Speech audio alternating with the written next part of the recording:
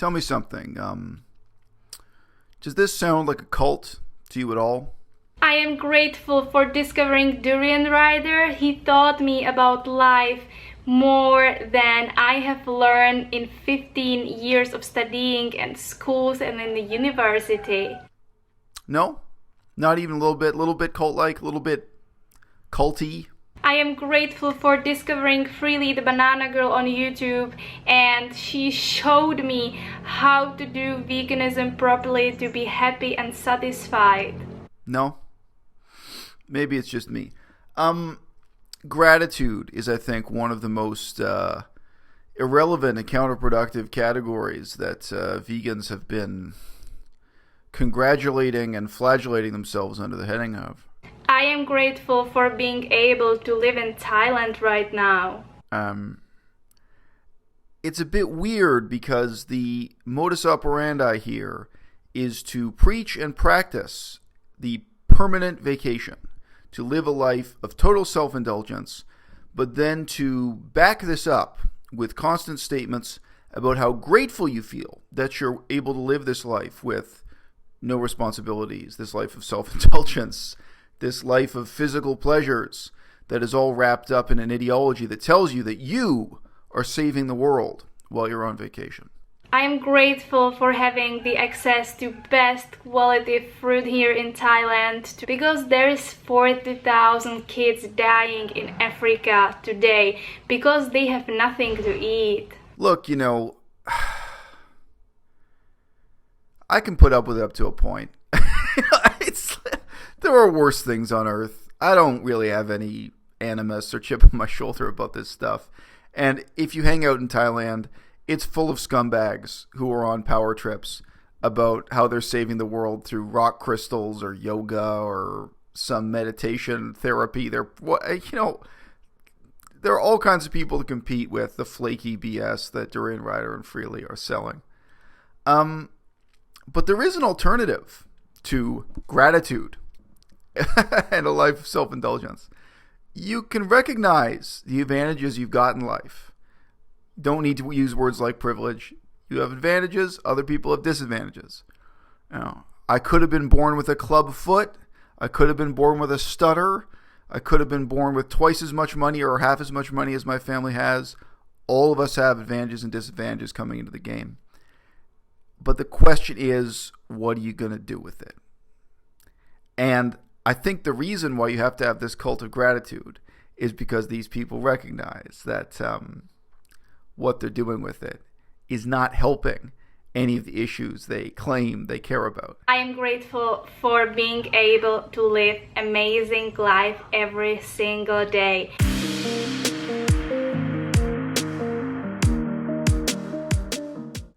Oh, yeah, well, you feel grateful because other people are starving and living in poverty and you're not. Yeah, well, you could do something about it. Oh, you feel grateful because, human trafficking is a problem. This is in Thailand.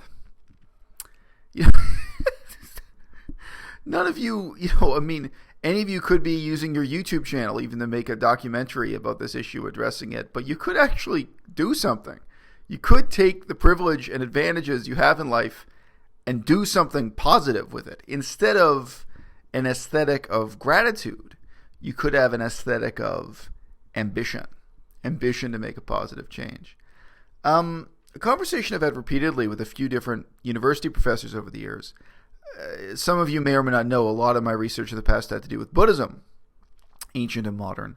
I've also done research on politics, social problems, poverty, economics, all kinds of stuff.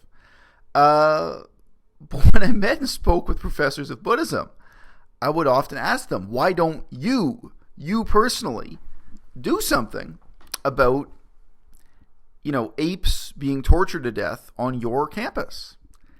And these guys were in a position to make a difference. They were in a position of privilege, a position of certain advantages, where actually they could make a difference a normal student certainly couldn't make, or a normal punter walking on the street couldn't make. And they would even be rewarded for it professionally. Within the university, they can sit on the ethics committee. They can access, both through Freedom of Information Act and through just taking advantage of what is available publicly, data about what's really going on.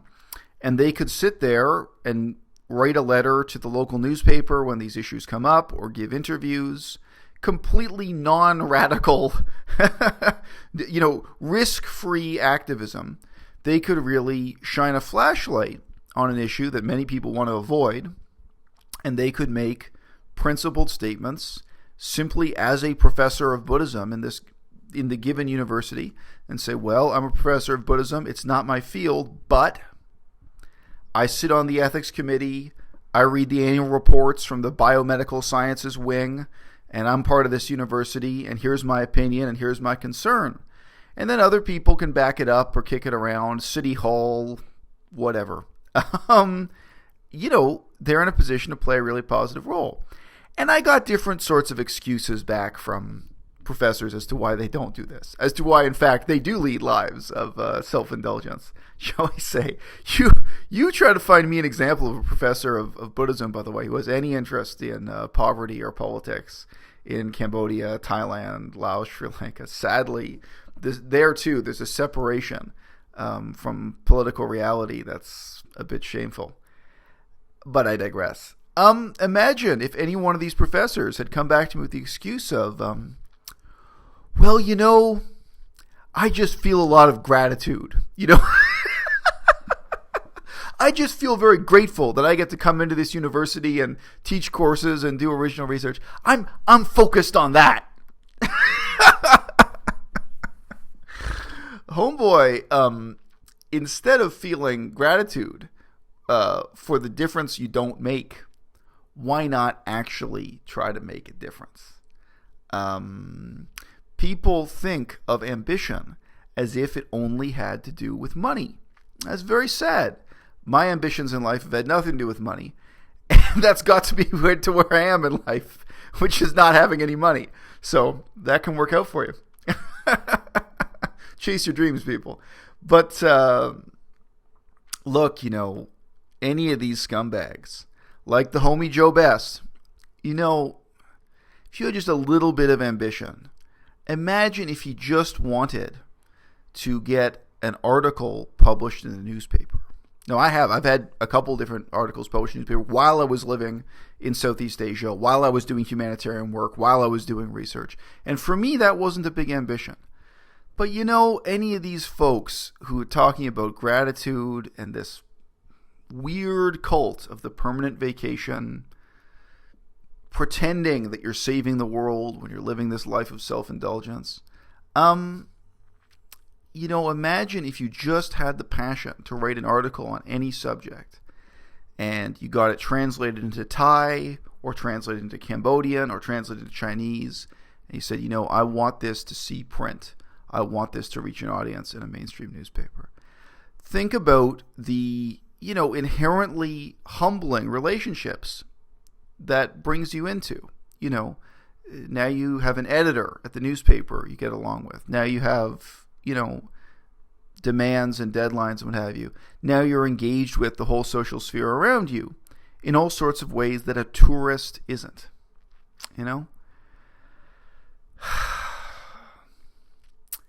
It's really a mockery of what the word community means to say that you check into a hotel for 2 weeks with people who maybe drink and dance and ride a bicycle with you for those 2 weeks, and to call that a community. In a lot of ways, if you spend time with journalists, people who are trying to make an honest living out of a pen, out of doing research and writing words, there you have really a much more dynamic sense of community. If you hang out with journalists in Thailand, there are questions like, hey, if I get thrown in prison, are you going to come and visit me? If I'm put on trial because, the government interprets an article I've written as insulting, to the interests of the state, are you going to be there to back me up in court? And, day to day, are you going to help me meet this deadline? Are you going to help me do this research? Are you going to help me figure out what's what? Are you going to help me set up this interview? You can help me get this done. And I can't say it's a different world. It's exactly the same world these people are on permanent vacation in. It's just a world they are choosing to ignore. And I know y'all niggas hating, can't wait till I'm gone. That's why I keep driving on by, tooting my horn. Da-da-da-da-da-da.